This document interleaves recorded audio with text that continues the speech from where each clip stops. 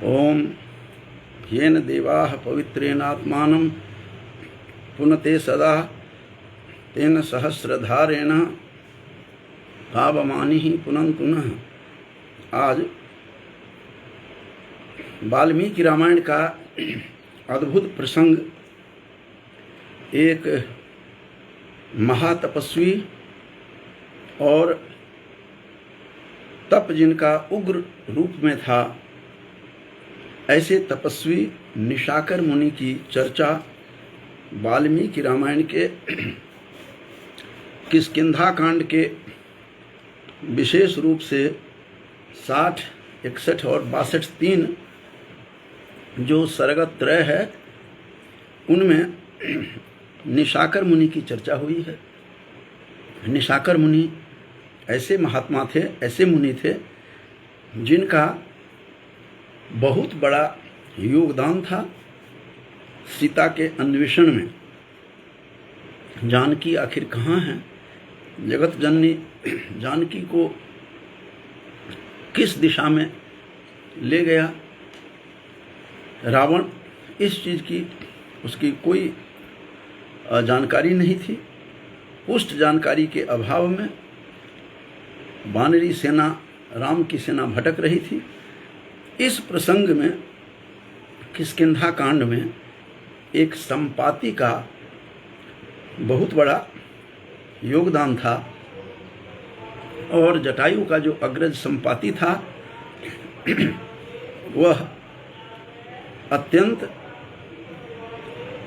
कारगर सिद्ध हुआ इस दृष्टि से, इस दिशा में, और निशाकर मुनि से सीधा संपर्क रहा है। निशाकर मुनि किस तरह प्रतापी थे, जो 8000 वर्ष पूर्व ही उन्होंने बता दिया था, निशाकर मुनि ने, कि इस प्रकार से इक्ष्वाकु वंश में कोई दशरथ होंगे, दशरथ के पुत्र राम होंगे, राम, लक्ष्मण और राम की धर्म पत्नी भार्या सीता वन में आएंगे और सीता का अपहरण होगा, इसकी जानकारी तुम देना। और ये तुम्हारे जो पंख कटे हैं, निशाकर मुनि ने बताया था संपाति को कि तुम्हारे जो पंख कटे हुए हैं, इस पंख जो जले हुए हैं सूर्य की रोशनी से, सूर्य रश्मि से, सूर्य के मयूख से, तो स्वतः यह ठीक हो जाएगा जब तुम राम की सेना को जानकारी दोगे। आप कल्पना कर सकते हैं कि किस प्रकार के निशाकर मुनि थे, जो सिद्ध मुनि थे, और एक सिद्ध मुनि की कथा संपाति गिद्ध सुना रहा है। यह भी आश्चर्य की बात है कि संपाति किस प्रकार का मुनि के संपर्क में किस प्रकार से रहते थे, जटायु का अग्रज था, और इस प्रकार की सारी कहानी निशाकर मुनि की कहानी सुनाता है कि निशाकर मुनि एक प्रताप, उनका जो प्रताप था, उनके तप का, वह सर्वत्र प्रबल था, सर्वत्र प्रसिद्ध था, और उन्होंने ही सीता के विषय में 8000 वर्ष पहले ही बता दिया था। ये बात संपाति की जो आत्मकथा है, किष्किंधा कांड का जो इसका जो अध्याय है 60वां, उसमें और साफ शब्दों में कह रहा है कि जब किस प्रकार से मैं वहाँ से निकला और दोनों भाई इंद्र को हरा करके जब हम आ रहे थे वृत्रासुर के वध के बाद, तो बीचों बीच सूर्य के किरण में आने के कारण से मेरा भाई झुलसने लगा। मैं भाई को पंख में समेट लिया। यहाँ पर संदेश देता है कि इस घोर कलिकाल में आज अपने घर में ही स्नेह समाप्त हो चुका है, लेकिन गिद्ध से सीखना चाहिए कि किस प्रकार से एक निखिद्ध प्राणी गिद्ध अपने भाई के संरक्षण में अपना पंख जला लेता है। और कहानी सुना रहा है, मेरे पंख जल गए और मैं आकर के गिरा। 6 दिन के बाद मुझे होश आया कि मैं कहाँ हूँ। तब मुझे ये नहीं समझ में आ रहा था कि स्मृति खत्म हो गई थी। धीरे धीरे वृक्षों को देखा तो ध्यान आया कि मैं ये पर्वत के पास मैं पड़ा हुआ हूँ।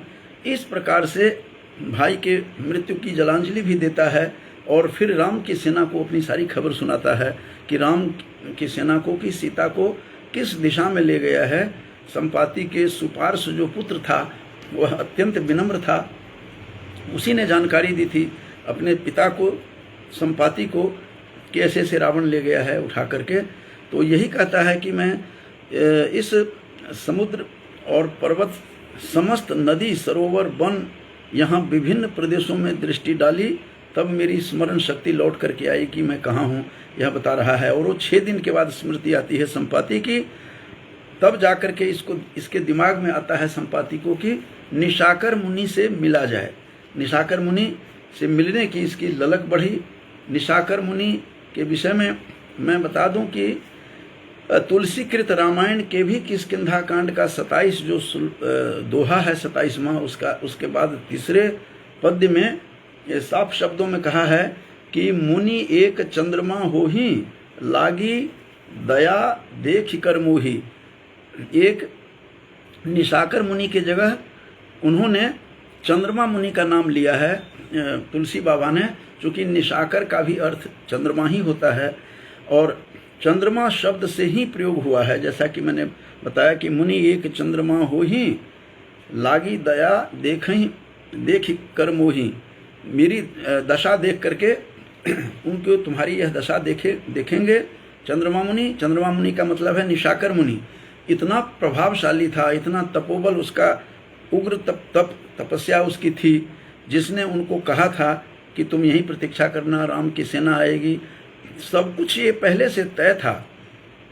जो राम का अवतार होने से पहले कहते हैं इक्ष्वाकु वंश में कोई दशरथ होंगे, और इस प्रकार से पूरी कहानी सुना रहा है कि ऐसे ऐसे जाकर के वही दशरथ के पुत्र इसमें जंगल में आएंगे, वन में आएंगे सीता के साथ और लक्ष्मण के साथ। जब किसी का जन्म नहीं हुआ, दशरथ का भी जन्म की कहानी नहीं है इसमें, कि होंगे की कहानी आई है। भविष्यति शब्द का प्रयोग हुआ है।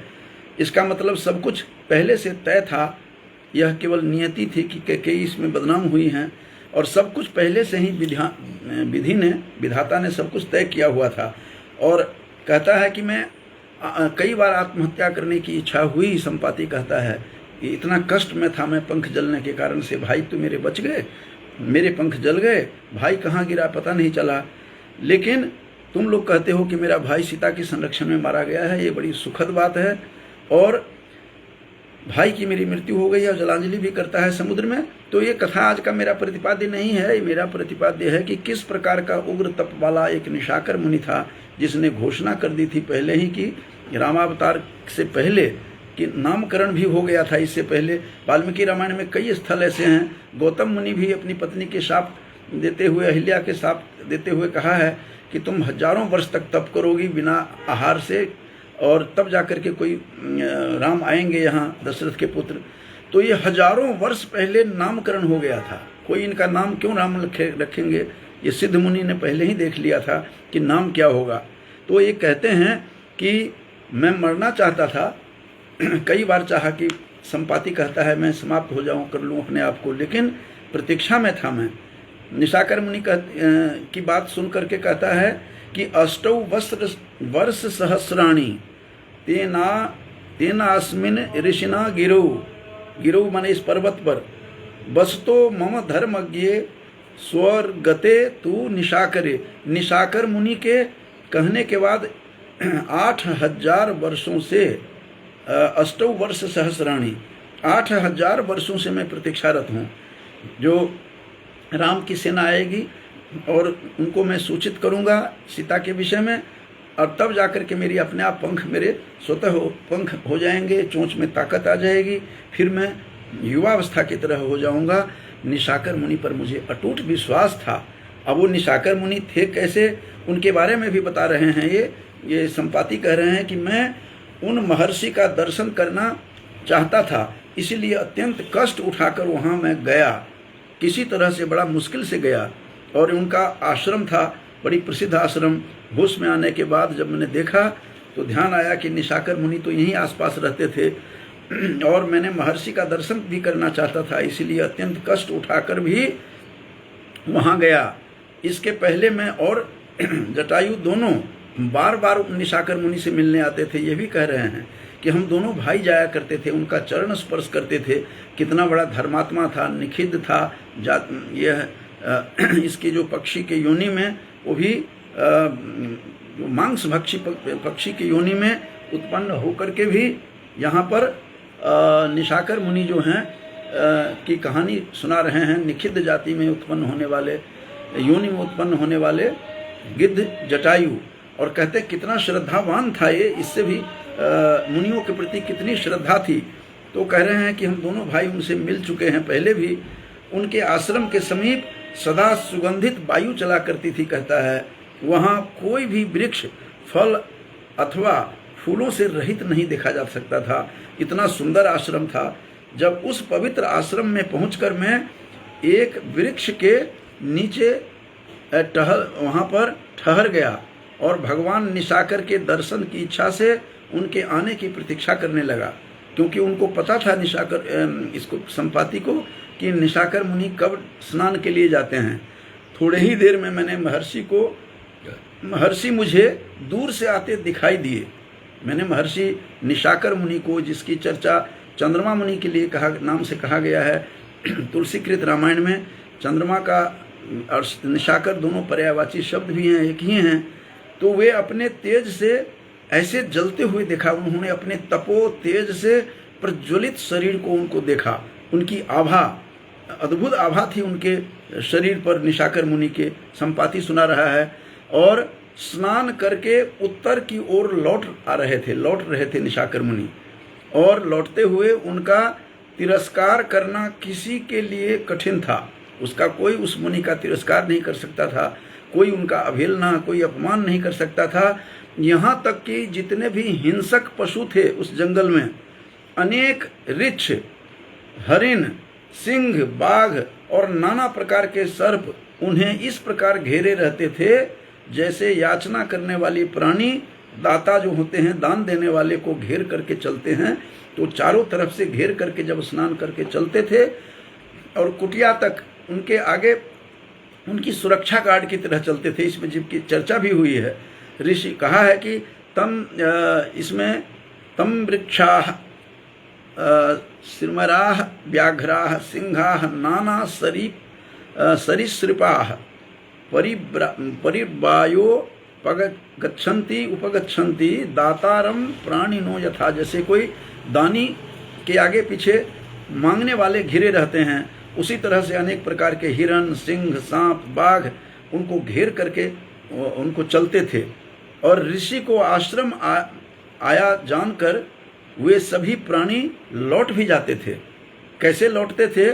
जैसे ठीक उसी प्रकार जैसे राजा के अपने महल में जैसे चले जाने पर मंत्री सहित सारी सेना अपने अपने विश्राम स्थल में लौट जाते हैं। जैसे कोई सुरक्षा गार्ड हो उस तरह से चलता था। उसके सभी प्राणी, हिंसक प्राणियों की बात कही गई है।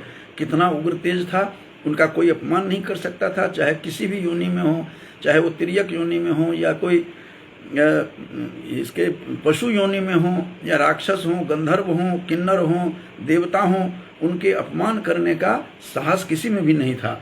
इस प्रकार उग्र तेज वाले थे वो। और ऋषि मुझे देख करके बड़े प्रसन्न हुए। उन्होंने देख लिया मुझे और अपने आश्रम में पहले प्रवेश कर गए। मुझे देखा उन्होंने कि मैं इंतजार में हूँ, लेकिन वो अपने आश्रम में चले जाते हैं और 2 ही घड़ी में बाहर निकल आए। फिर पास आकर के उन्होंने मेरे आने का प्रयोजन पूछा। कहते हैं ऋषिस्तु दृष्ट्वा माम तुष्टः प्रविष्टश्चाश्रमं पुनः। ये 17वां श्लोक है। ये जो 60 सर्ग है किष्किंधा कांड का, वाल्मीकि रामायण का उसका। और मुहूर्त मात्रान निर्गम्य ततः कार्यम अपृक्षत। कुछ ही देर के बाद, पहले तो देख करके भी मुझे प्रसन्न हो गए, मुझे देख करके, और अपने कुटिया में प्रवेश करते हैं। कितना ताल मिल रहा होगा संपाति का एक गिद्ध का महामुनि से, यह भी द्रष्टव्य है, यह भी देखने योग्य बात है यहाँ। और कुछ ही घड़ी के बाद वो अंदर में प्रवेश जा करके और फिर लौटते हैं। और लौटने के बाद वे बोले, हे सौम्य, पूछते हैं तुम्हारे रोए गिर गए हैं और दोनों पंख जल गए हैं, इसका कारण नहीं जान पड़ता। इतने भी तुम्हारे इतने पर भी तुम्हारे शरीर में प्राण अब तक टिके हुए हैं, यह कैसे है? ये अद्भुत लीला किस तरह की हुई है, क्यों है, कैसे है? उसने सारी बातें पूछी। तो मैंने पहले वायु के समान, वो कहते हैं मैंने पहले वायु के समान वेग वाली, ये सारी कथा राम की सेनाओं को ये सुना रहे हैं संपाति कि क्या क्या घटना मुझे निशाकर मुनि के साथ हुई, निशाकर मुनि ने क्या मुझे कहा, ये बातें सारी कथा ये सुना रहे हैं राम की सेनाओं को, जिसमें बाली थे, सुग्रीव थे, ऋक्ष सब थे, नल नील जितने भी थे, सभी के सभी वानरी सेना वहाँ शांत होकर के प्रवचन की तरह संपाति की बात सुन रहे हैं। संपाति ने कहा भी था कि मुझे थोड़ा सा जलांजलि चलाने उठा करके ले जाओ समुद्र के पास, और तब मैं तुझे बता दूंगा कि जानकी कहाँ है। मैथिली शब्द का प्रयोग आया है, मिथिलेश कुमारी कहाँ है ये तुम्हें बताऊंगा मैं, मिथिलेश कुमारी के विषय में, कि जनक कहा है कि यथा जानामि मैथिलीम तथ्यम संकीर्तयिष्यामि यथा जानामि मैथिली में तीसरे श्लोक में है कि मैथिली के विषय में मैं सब बता दूंगा। इस आशा से निराश होकर के 1 महीने के बाद बैठे हुए थे वानरी सेना। उनको तो प्राण मिल गया, बल्कि सारी सेना चाहते थे कि हम इस समुद्र में डूब करके मर जाते हैं। और जब राक्षस इसको डर गए, संपाति को भयंकर रूप देख करके, अच्छा हमें खा लेगा, हमारी मुक्ति मिल जाएगी, तो इस प्रकार सोच रहे थे कि हम राम को किस मुंह लेकर के राम के पास जाएंगे, राम सुग्रीव के पास। तो इसी बीच में उनको प्राण के समान संपाति ने संचार किया, कहा कि मैं सीता को के विषय में बताऊंगा कि किस दिशा में कहाँ ले गया है, और वहीं से देख करके बता दिया कि सीता जी अशोक वाटिका में राक्षसियों से घिरी हुई है। तो इस प्रसंग में, इसी प्रसंग को वानरी सेना को स्वयं सुना रहे हैं कि किस प्रकार से मैंने देखा। संपाति निशाकर मुनि की कहानी सुना रहे हैं, जिस निशाकर मुनि की बार बार मैं कह रहा हूँ कि मानस में किष्किंधा कांड के 27वें दोहे के बाद जो तीसरा श्लोक है, पद्य है, उसमें लिखा हुआ है, वहाँ पर चंद्रमा मुनि कहा है। निशाकर और चंद्रमा दोनों एक ही हैं, पर्याय हैं। तो अनेकानेक कहते हैं कि सभी राक्षस जितने भी थे, कोई भी उनका अपमान नहीं कर सकता था, राक्षस हों या गंधर्व हों, किन्नर हों या पशु हों। इस प्रकार के उग्र तेज वाला वह ऋषि था, ऐसे उग्र वाले तेज वाले थे वे। उन्होंने कहा मुझे कि मैंने पहले वायु के समान वेगशाली 2 गिद्धों को देखा है। ये बात निशाकर मुनि ने संपाति से कहा था कि मैंने पहले भी वायु के समान वेग वाले, गति वाले, जैसे वायु की गति होती है वैसे ही 2 गिद्धों को देखा है। वो दोनों भाई थे, वे दोनों परस्पर भाई और इच्छानुसार रूप धारण करने वाले थे, इतनी शक्ति थी। साथ ही वे दोनों गिद्धों के राजा भी थे, वे दोनों गिद्धों के राजा थे, और 60,000 वर्षों से इनका राज्य चल रहा था। इसमें नहीं जाना चाहता, ये खुद जटायु उन्होंने राम को सुनाई थी ये सारी कहानी। तो संपाति कहता है, हे संपाते, मैं तुम्हें पहचान गया। निशाकर मुनि पहचान गए उस गिद्ध को, उस संपाति को। कितना तालमेल रहा होगा उग्र तेज तपस्वी निशाकर मुनि के साथ, जो भविष्य की बातों को समझ रहे थे, और संपाति के प्रति कितना प्रेम था। और कहा कि तुम तो जटायु तुम्हारा छोटा भाई है, और तुम दोनों मनुष्य के रूप में मेरे पास मेरे चरण स्पर्श किया करते थे, तुम दोनों आकर के रूप बदल के मनुष्य रूप में। ये 20वां श्लोक जो है 60वें सर्ग का किष्किंधा कांड के वाल्मीकि रामायण में कहा गया है कि ज्येष्ठो अवितस्त्वं संपाते जटायानुजस्तव मानुषम रूपमास्थाय गृह्णीताम चरणौ मम। और तुम मुझे दोनों भाई आते थे और मेरे चरण स्पर्श करते थे, मुझे सब याद है। यह तुम्हें कौन सा रोग हो गया है जो तेरे पंख जल गए हैं और पंख खत्म हो गए हैं, तुम प्राण धारण कर रहे हो, जीवित कैसे हो, दोनों पंख कैसे गिर गए, सारे उसके जल गए थे, किसी ने दंड तो नहीं दिया, जो मैं पूछता हूँ वह बताओ, यह सब तुम स्पष्ट रूप से कहो। फिर संपाति निशाकर मुनि को ये सारी कथा सुनाता है 22 में 61 60 के बाद 61वें सर्ग में, 60 61 62 तीनों सर्ग में यह कथा है। बड़ी सुसज्जित है, सुंदर ढंग से वर्णन है कि किस प्रकार से निशाकर मुनि ने सीता के अन्वेषण की बात 8,000 वर्ष पूर्व में ही बता दी थी कि राम का जन्म नहीं हुआ था, दशरथ भी नहीं आए थे।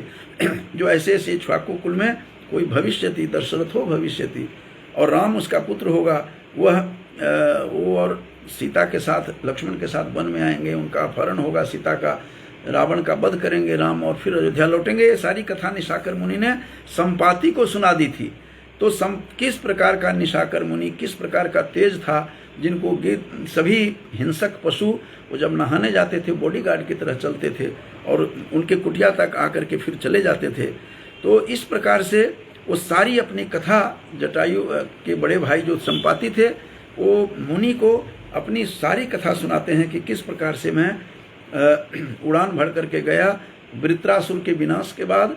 जैसे वृत्रासुर का वध किया इंद्र ने, तो हमें पता लगा, तो हम दोनों भाई अजमाने गए थे उसकी ताकत को, इंद्र को, और हरा करके आ रहे थे।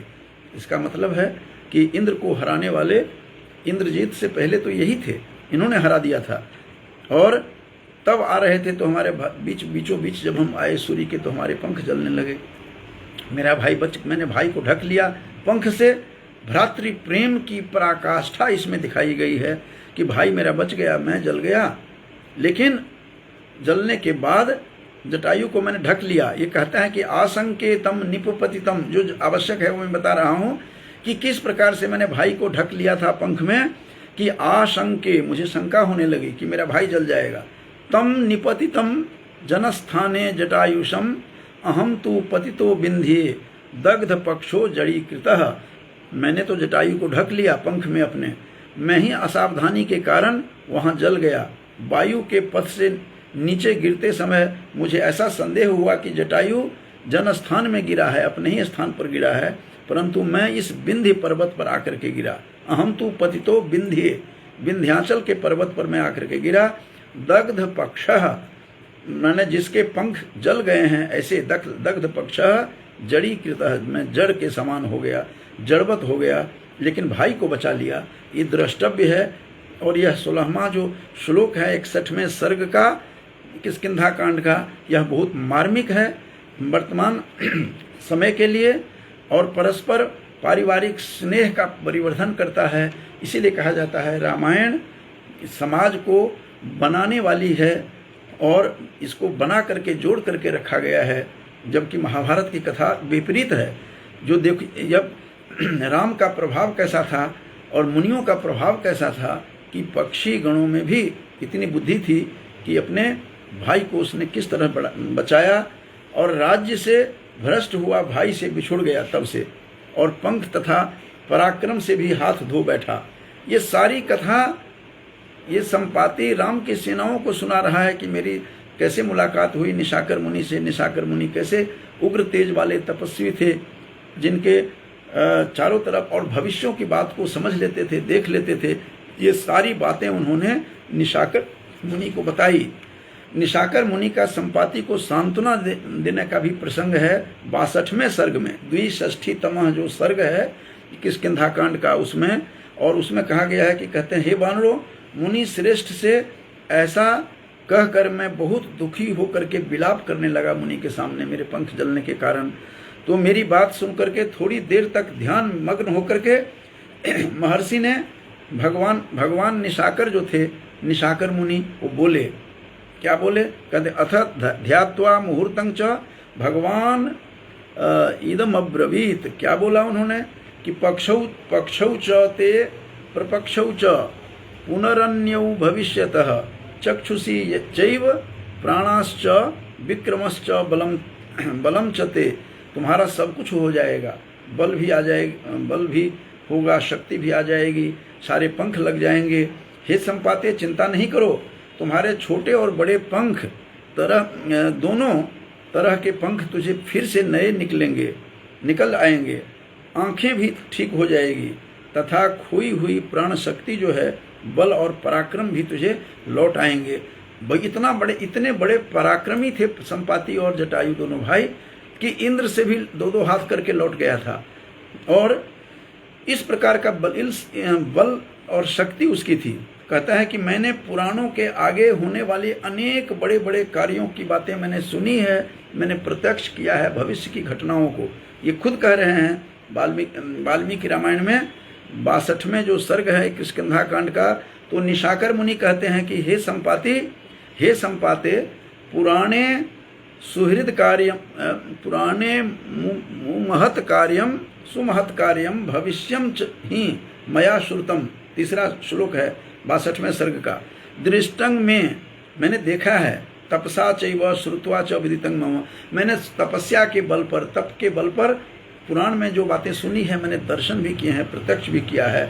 और तब जाकर कहते हैं कि अब यहाँ घोषणा देखने वाली बात है कि किस प्रकार से 8000 वर्ष पहले ही ये बता चुके हैं कि राजा दशरथो नाम कश्चिद इक्ष्वाकु संवर्धन, इक्ष्वाकु वंश में कोई दशरथ होगा, तस्य पुत्रो महातेजा, चौथा श्लोक है ये, और रामो नाम भविष्यति, राम नाम का होगा। इक्ष्वाकु वंश में कीर्ति को बढ़ाने वाले एक दशरथ होंगे, नाम से प्रसिद्ध राजा होंगे, उनके एक महातेजस्वी पुत्र राम होंगे, और उनकी श्री राम के नाम से उनकी प्रसिद्धि इस लोक में होगी।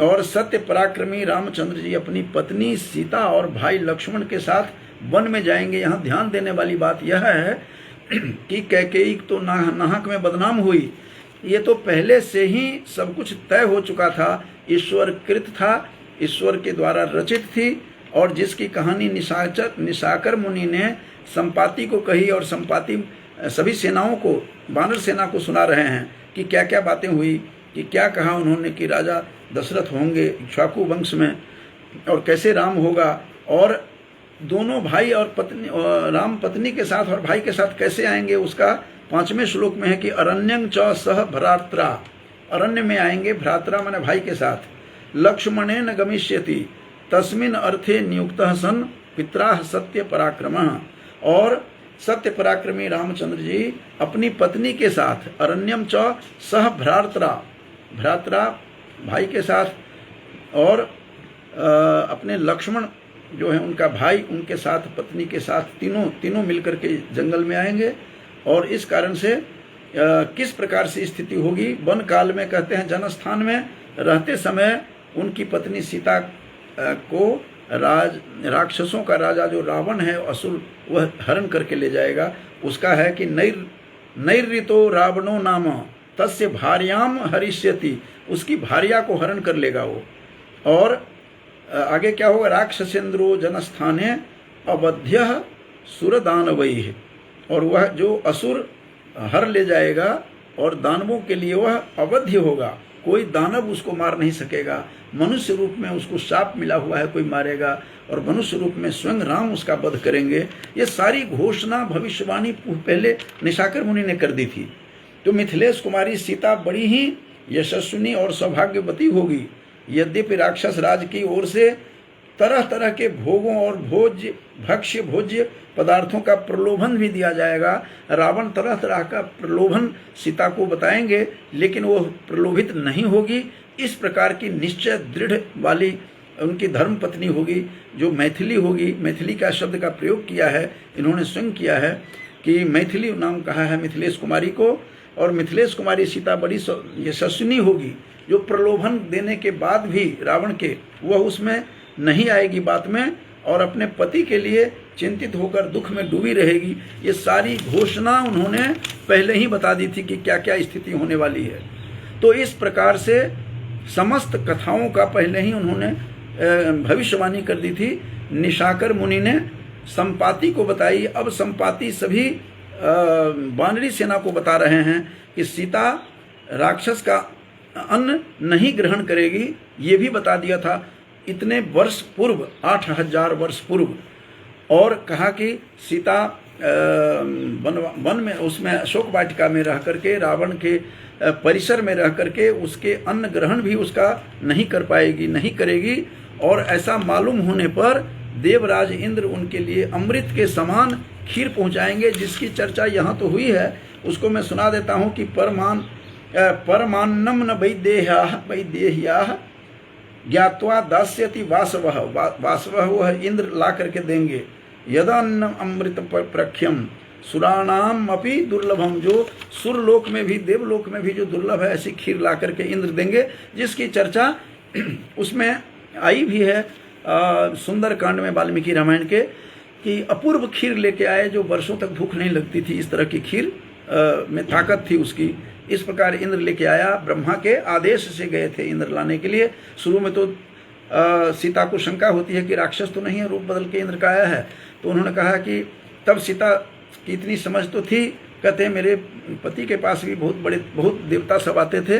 देवता के लक्षण यही होते हैं कि वो पृथ्वी पर पैर नहीं पड़ते हैं, ऊपर ऊपर रहते हैं। इससे वो समझ लेती है, जिसका प्रसंग यहाँ नहीं है, वो सुंदरकांड में आ चुका है। तो तदन्नम मैथिली प्राप्य विज्ञायन्द्रान दिदम त्विति अग्रमुद्धृत्य रामाय भूतले निर्वपिष्यति। कहते उस अन्न को इंद्र का दिया हुआ जानकर जानकी उसे स्वीकार कर लेगी। ये इतने वर्ष पहले ही भविष्यवाणी हो चुकी है। और सबसे पहले उसमें से अग्रभाग निकाल करके श्री राम के उद्देश्य से पृथ्वी पर रख करके अर्पण करेगी। सीता का त्याग, सीता के त्याग को देखिए कितनी जबरदस्त उसमें थी। जो संपाति, ये सारी कहानी संपाति राम सेना को सुना रहे हैं। और निशाकर मुनि जो थे उन्होंने भविष्यवाणी की थी वर्षों पहले, 8000 वर्ष पहले। और सीता किस तरह की थी, उसके अन्न को अलग रख देती थी। सीता उस अन्न को इंद्र का दिया हुआ जान करके उसे स्वीकार कर लेगी और पहले अग्रभाग निकाल करके राम के लिए अर्पित कर देती थी। वो इस उद्देश्य से पृथ्वी पर रख करके अर्पण करेगी और तब उसको ग्रहण करती हैं। किस प्रकार से हैं वो, कि यदि जीवती में भरता लक्ष्मणों बापी देवरहारो। क्या कहेगी, ये क्या कह रही है, नहीं, उनके जन्म से सीता के उद्भव होने से पूर्व की कहानी है। ये संपाति को निशाकर मुनि ने सुनाई थी, जो उग्र तपस्वी थे। और इतना ही नहीं, उन्होंने उनको सुनाया, ये भी कहा कि खीर इंद्र लेकर के आएंगे और वो किसी का ग्रहण नहीं करेगी राक्षस के अन्न को।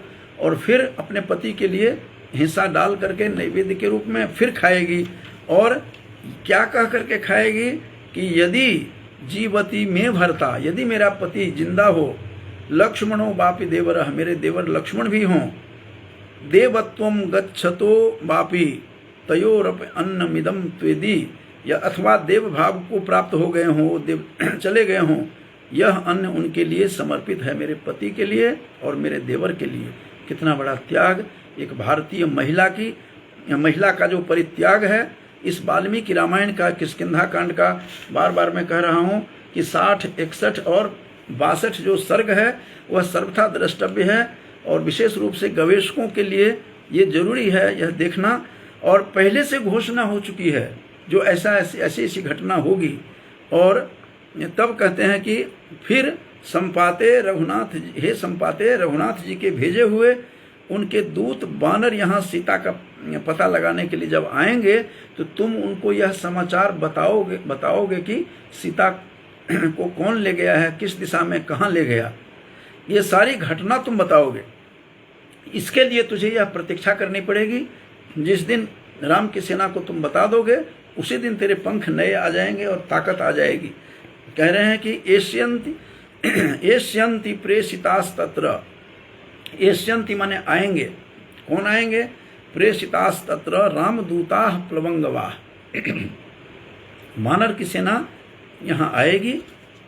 और आख्येया माने बताना, राम महिषी, राम की जो रानी है, राम महिषी शब्द का प्रयोग किया सीता के लिए वाल्मीकि ने, कि राम महिषी त्वया तेभ्यो विहंगम, हे विहंगम, हे पक्षी, हे संपाति, तुम बताना।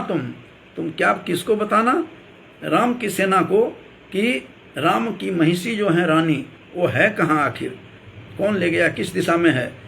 इस प्रकार यहाँ से किसी तरह कभी दूसरी जगह न जाना और यहीं रहना। कितनी बड़ी आज्ञा मिली हुई है कि यहाँ से आगे इधर उधर नहीं जाना। उस ऋषि को यह पता था कि इसी मार्ग से राम की सेना गुजरेंगे और तुम उसको बताना।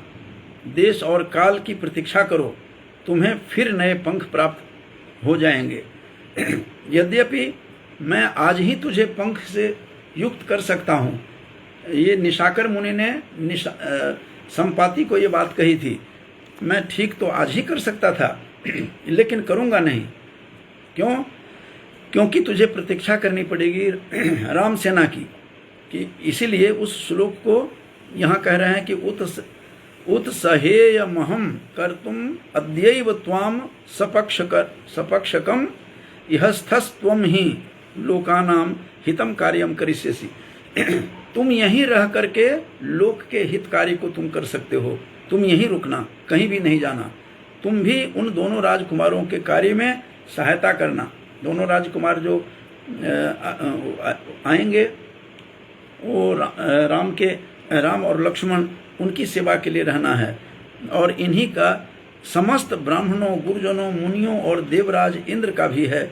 यह सबकी इच्छा है, इच्छा होगी। हजारों वर्ष पहले निशाकर मुनि ने, जो उग्र तपस्वी जो निशाकर मुनि थे, उन्होंने राम की सीता की खोज के लिए पहले ही नियुक्त कर चुके थे 8000 वर्ष पूर्व।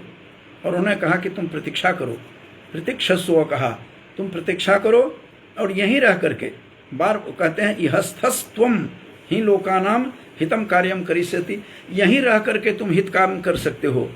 और कहा कि यद्यपि मैं भी उन दोनों भाइयों का दर्शन करना चाहता था। कितनी पीड़ा हुई होगी निशाकर मुनि को, आयु समाप्त हो चुकी थी। कहते हैं इच्छा तो मेरी भी थी कि राम का दर्शन कर लेता, मैं भी राम का दर्शन करता, और लेकिन अब मेरे प्राणों को धारण करने की इच्छा शक्ति रही नहीं अब। अतः वह समय आने पर पहले ही मैं प्राणों को त्याग दूंगा उनके आने से पूर्व। ऐसा उन तत्वदर्शी महर्षि ने, संपाति कहता है, बहुत पूर्व ये कथा सुना दी थी। उसको क्या कह रहे हैं कि इच्छाम में हम अपी दृष्टुम भ्रातरो राम लक्ष्मणो। आप कल्पना कीजिए, राम का जन्म नहीं हुआ, दशरथ भी उद्भव नहीं हुआ दशरथ का, लक्ष्मण राम सीता की कहानी, नामकरण क्यों दिया होगा? नामकरण तो पहले से हो चुका है इनका, और एक बार नहीं हुआ है। संपाति और निशाकर मुनि का संवाद में तो है ही। मैंने पहले बताया है कि ये बाल कांड में भी ये जो अपने जो वहाँ के मिथिला के बहुत बड़े दार्शनिक गौतम थे, उन्होंने अहिल्या को शाप देते हुए भी यही कहा था। शतानंद जिनके पुत्र थे, और उन्होंने शाप देते हुए कहा कि तुम हजारों वर्ष तक निराहार होकर के, बात भक्षा रह करके, हवा खा करके तुम रहोगी, और राम, दशरथ का पुत्र राम आएगा तब जाकर तेरा उद्धार होगा। तो राम की चर्चा वाल्मीकि रामायण में कई बार हो चुकी है, और नामकरण भी हो चुका था।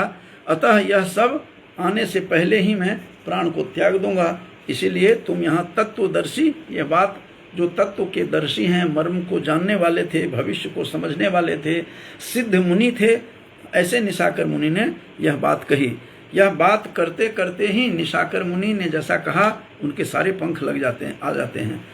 तो कहते हैं कि बातचीतों की कला में चतुर महर्षि निशाकर ने तथा बहुत सी बातें कह करके मुझे समझाया, राम कार्य में मुझे सहयोग के लिए प्रेरित किया। इस कारण मेरे सौभाग्य की सराहना की, और तत्पश्चात मेरी अनुमति लेकर वे अपने आश्रम के भीतर चले जाते हैं। ये कथा मेरा आज का जो प्रतिपाद्य था कि निशाकर मुनि किस प्रकार के महातेजस्वी थे, जिनकी इतनी तपस्या, तपोबल उनका इतना था कि चारों तरफ हिंसक पशु उनको उनका जो है स्नान करने जाते थे तो आगे पीछे चलते थे, जब वो आश्रम में प्रवेश कर जाते थे तो वहीं से वो लौट जाते थे। इस प्रकार से हिंसक पशु या कोई भी उनका तिरस्कार नहीं कर सकता था। तो ये बातें कही है कि इस प्रकार से तुम श्री राम की सहायता करने के लिए रहो। तत्पश्चात मेरी अनुमति लेकर के वे अपने आश्रम में चले गए, मुझे बता करके। तदंतर कंदरा में धीरे धीरे निकलकर मैं विंध्य पर्वत के शिखर पर आ गया, और तब से तुम लोगों के आने की बाट देख रहा हूँ मैं। कितनी बड़ी प्रतीक्षा की। ये बार बार कहता है कि मैं तो निशाकर मुनि के महाप्रस्थान करके जब वह स्वर्ग लोक को चले गए, तभी से मैं अपने अनेक प्रकार से तर्क वितर्कों में घिर गया, और संतापों के आग मुझे रात दिन जलाती रहती थी कि मैं क्या करूं। मेरे मन में कई बार आया कि मैं प्राण को त्याग दूं, आत्महत्या कर लूं, लेकिन मैं टालता आया हूं। उन्होंने इसलिए कि निशाकर मुनि की भविष्यवाणी थी। उसको कह रहा है अपनी भाषा में, वाल्मीकि की भाषा देखिए, कहते हैं कि उदिताम मरणे बुद्धिम मुनिर्वाक्यैर निवर्तये बुद्धिर्या तेन मे दत्ता प्राणानाम रक्षणे मम सा मे अपनयते दुखम दीप्ते वाग्नि शिखातमः। ये 63वें सर्ग में किष्किंधा कांड का यह है, जिसका 5वां श्लोक है कि मैं तब से उन्हीं की प्रतीक्षा में था। कई बार तो आत्मत्याग करने की भी विचार उत्पन्न हुआ, लेकिन दुरात्मा रावण में कितना बल है कि उसे मैं जानता हूँ। इसीलिए मैंने कठोर वचनों द्वारा अपने पुत्रों को डांटा था कि मिथिलेश कुमारी सीता की रक्षा क्यों नहीं की तुमने। ये सारी कहानी सुना रहा है कि संपाति का जो पुत्र था वह भी बड़ा विनम्र था। उसकी कहानी मैं पहले कथा सुना चुका हूँ व्याख्यान में पूर्व में, कि संपाति का जो पुत्र था सुपार्श्व, वह अत्यंत ज्ञानी था, विनम्र था, पितृ आज्ञा का पालक था। और कहते हैं मैंने बेटे को खूब डांट फटकार लगाई, तुमने सीता को ले जाते हुए रावण को देखा, तुमने रोका क्यों नहीं। कहते हैं मैं मारना चाहता था दोनों को, और सीता को भी मुझे नहीं पता था, लेकिन मैं रावण की विनम्रता से, विनम्र वाणी से, मधुर वचन से मैं कैसे उसको मारता, रास्ता मैंने छोड़ दिया उसको जाने के लिए। ये सारी कथा सुनाई थी जिसको मैं पूर्व में सुना चुका हूँ। तो इस प्रकार से अमित तेजस्वी जो निशाकर मुनि थे, उसके प्रसाद से सूर्य किरणों द्वारा दग्ध हुए मेरे दोनों पंख फिर से नए हो गए हैं। देखते देखते कहानी बताते बताते उनके पंख लग गए। तो निशाकर मुनि कितना प्रभावशाली था, कितने उग्र तप उनमें था, तपस्या पराकाष्ठा पर थी निशाकर मुनि की। हिंसक पशु उनकी सुरक्षा में लगे रहते थे, जैसे किसी राजा के मंत्री साथ साथ चलते हैं और अपने महल में जाने के बाद चले जाते हैं, उसी तरह से उनके आगे पीछे हिंसक पशु चलते थे। दूसरे भी हिंसक पशु के साथ जो दूसरे थे हिरण आदि भी चलते थे। तो इस प्रकार की कहानी मैंने आज, मेरा भाव यही था कि कितना बड़ा योगदान निशाकर मुनि का, संपाति का तो था ही, मैं पहले व्याख्यान में बता चुका हूँ। संपाति का तो योगदान था ही, लेकिन निशाकर मुनि जिसकी चर्चा चंद्रमा मुनि कह करके कहा गया है तुलसी रामायण में, चंद्रमा निशाकर दोनों पर्याय शब्द है। किष्किंधा कांड का जो तुलसी रामायण का जो 27वें दोहे के बाद तीसरा दोहा है कि मुनि एक चंद्रमा हो ही लागी दया देखें मोही, देख कर मोही। वो उनको देख करके दया आ गई निशाकर मुनि को। तो निशाकर मुनि के जगह चंद्रमा मुनि कहा गया है। अंतर इतना है कि दोनों का नाम में अंतर है, लेकिन अर्थ एक ही है। निशाकर मुनि कितने उग्र तपस्वी थे, कितने बड़े त्यागी थे, कितनी भविष्य की बातें को जानते थे, सिद्ध पुरुष थे। राम के जन्म क्या, दशरथ के जन्म से पूर्व की कहानी सुना चुके हैं। सीता राम और ये आएंगे। मेरे कैकेयी के राम जो है उसको इन्हीं तथ्य के आधार पर मैंने कैकेयी का राम लिखा कि कैकेयी का बहुत बड़ा योगदान। कैकेयी तो नाहक में बदनाम होती हैं। ये तो हजारों वर्ष पहले ये सिद्ध हो चुका था कि कौन कौन वन में आएंगे। सीता राम और लखन आएंगे, सीता का अपहरण होगा, राम फिर उसका इसमें आया है आगे जाकर के रावण का वध करेंगे, फिर अयोध्या लौटेंगे। ये कथा बहुत वर्ष पूर्व हो चुकी थी। जो मेरे कैकेयी का राम जो 378 पृष्ठों का जो वह गुम्फित है, वह उस कैकेयी के राम में मैंने सारी कथाएं दी है। आधार वाल्मीकि का लिया है और तरह तरह के रामायणों की कथाओं को संग्रह करके मैंने एक ग्रंथ का निर्माण किया, जो लॉकडाउन में 3 महीने का की वह रचना है। और इसका आधार भी यही था कि सब पहले ही नामकरण हो चुका था, यह सिद्ध हो चुका था। क्या है, सिद्ध मुनि के मुंह से ही यह वाणी निश्रित है। तो इन्हीं शब्दों के साथ समाप्त करने से पहले मैं काफ़ी लोग जुड़े हुए थे आरंभ से ही। मेरे सहपाठी, मेरे गांव के श्याम सुंदर झा जी भी यही अम्बाला से जुड़े हुए थे। मेरे दूसरे सहपाठी उड़ीसा सुंदरगढ़ से जुड़े हुए थे। डॉक्टर बिहारी लाल पटेल जो मेरे सहपाठी हैं, और साहित्य के डॉक्टर पटेल बहुत बड़े स्कॉलर हैं और मेरे अनन्य मित्र हैं। और इतने 40 वर्षों में बस एक बार ही दर्शन हुआ है छात्र जीवन निकलने के बाद, वो भी विराजमान हैं। जसविंदर गुराया जी हमेशा सुनते हैं, उनको विशेष रूप से धन्यवादी हूँ। और आदरणीय विद्यानाथ झा जी भी हैं, वो भी सुन रहे हैं। मेरे और सहपाठी विपिन प्रसाद जी भी पटना से जुड़े हुए हैं और ये भी निरंतर लगे रहते हैं। तो आप लोगों को सबको शुभकामना देते हुए और नमन करते हुए अपनी वाणी को विराम देता हूँ, क्योंकि आज का मेरा प्रतिपाद्य यही था कि निशाकर मुनि का उग्र तेज कैसा था और सीता की खोज में कितना बड़ा उनका योगदान था। वर्षों पहले भविष्यवाणी कर चुके थे और संपाति को आदेश भी दिया था, तुम यहीं रहोगे, यह स्थस तुम स्थास्यसि, यहीं पर रहोगे तुम, यहीं पर रह करके तुम राम की सेना की प्रतीक्षा करोगे। इतनी बड़ी प्रतीक्षा 8000 वर्षों से प्रतीक्षारत थे गिद्धराज। संपाति जो जटायु के अग्रज थे, बहुत बड़े बलशाली थे, जो इंद्र को हराने की ताकत रखते हों, और खीर लेकर के इंद्र ही आएंगे, वो देवता का अन्न ग्रहण करेंगे, राक्षस का नहीं करेंगे। राम और लक्ष्मण के निमित्त कुछ रख भी देंगे, यदि मेरे दोनों यहाँ हैं पति और देवर, तो उनके अंश वहाँ तक पहुँच जाए। तो कितनी बड़ी बात है। सीता की महत्ता उन्होंने पहले ही सुन रखी थी। सीता के उद्भव होने से पहले ही संपाति कितने बड़े ज्ञानी थे, निखिद प्राणी थे, मांसाहारी थे, भाग्य के अद्भुत धनी थे। उन सभी राम सेनाओं को और उनके मदद करने वाले जितने भी हैं, संपाति हों या जटायु हों, जटायु ने तो पहले ही आत्मत्याग कर दिया था नारी के संरक्षण में। भाई को भाई मारने के लिए तैयार है। ये दूसरा संपाति को तो देखिए कि भाई को ढक लेता है, पंख में जलने से बचाता है, स्वयं जल करके नीचे गिरता है। 6 दिन बाद होश आते हैं, फिर उसको स्मरण शक्ति लौटती है, फिर उनके मुनि का आदेश मिलता है। ये लोग राम की सेवा के लिए ही पृथ्वी पर अवतरित हुए थे। दशरथ के तो मित्र भी थे इनका, संपाति का अनुज, इसीलिए पुत्र के रूप में राम को मानते थे। उन्होंने श्राद्ध भी कर्म किया। मैं इसकी कथा पहले सुना चुका हूँ। विस्तार दोष से बचते हुए मैं सबको धन्यवाद ज्ञापन करते हुए वाणी को विराम देता हूँ। बहुत बहुत धन्यवाद बंधुओं।